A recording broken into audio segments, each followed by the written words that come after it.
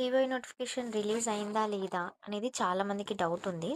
So, గురుకులకి సంబంధించిన వెబ్‌సైట్‌లోనే మీరిక్కడ ninth class అని సెలెక్ట్ చేసుకోండి. సో, దీంట్లో మనకి బ్యాక్‌లాగ్ వేకెన్సీస్ కింద మనకి ఫిఫ్త్ క్లాస్‌కైతే డైరెక్ట్‌గా సెలెక్ట్ చేస్తారు. ఏదైనా కూడా ఎగ్జామ్ రాయడమే డైరెక్ట్‌గా అంటే నా ఉద్దేశ్యం ఏంటంటే ఎగ్జామే రాస్తారు. కాకపోతే బ్యాక్‌లాగ్ వేకెన్సీస్ కాదు. ఏది ఫిఫ్త్ క్లాస్. కానీ సిక్స్త్, సెవెంత్, ఎయిత్, నైన్త్ ఇవన్నీ కూడా బ్యాక్‌లాగ్ వేకెన్సీసే. సో, కరీంనగర్ సీఓఈ నోటిఫికేషన్ గురించి చాలామంది వెయిట్ చేస్తున్నారు. మీరు కరీంనగర్ సీఓఈలో కూడా మేబీ మీకు మంచి మెరిట్ ఉంటే కరీంనగర్‌లో అండ్ అలుగునూరులో వచ్చే అవకాశం అయితే ఉంటది. సో, అందుకోసమని అప్లికేషన్ చేసుకొని వాళ్ళు అప్లికేషన్ చేసుకోండి. నేను వేరే వీడియోస్‌లలో కూడా చెప్పిన. బట్ చాలామంది మేబీ చేసుకోలేదేమో అందుకోసమని.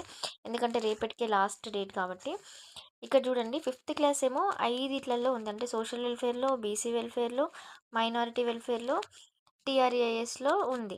అదే సిక్స్త్, సెవెంత్, ఎయిత్, నైన్త్ అయితే రెగ్యులర్‌యి ఉన్నాయంట, బ్యాక్‌లాగ్ కూడా ఉన్నాయంట. సో, మోస్ట్‌లీ బ్యాక్‌లాగ్ ఉన్నాయంటే ఎవరైనా సీఓఈలో టీసీ తీసుకున్న వాళ్ళు గనక ఉంటే గౌలిదొడ్డిలో కూడా టీసీ తీసుకున్న వాళ్ళు గనక ఉంటే మీరు వెళ్ళే అవకాశం అయితే డెఫినెట్‌లీ ఉంటుంది. అస్సలు మిస్ చేసుకోకండి. అప్లికేషన్స్ చేసుకోండి.